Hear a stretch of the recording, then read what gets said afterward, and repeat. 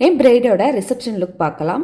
கரெக்டான டைமுக்கு நாங்கள் ரீச் ஆகிட்டோம். பட் பிரைடு கொஞ்சம் லேட்டாக வந்திருந்தாங்க. உள்ளே போய் பார்த்தா கரண்ட்டும் இல்லை. ஸோ அது வர்ற வரைக்கும் கொஞ்சம் அட்ஜஸ்ட் பண்ணி வெயிட் பண்ணிவிட்டு கடகடன்னு வேலையை ஸ்டார்ட் பண்ணிட்டோம். இவங்களோட ப்ரிஃபரன்ஸ் எப்படி இருந்தது அப்படின்னா, அவங்க இன்ஸ்டாலையும் யூடியூப்லேயும் சில செலிப்ரிட்டி ஃபோட்டோஸ் எடுத்து வச்சுருந்தாங்க.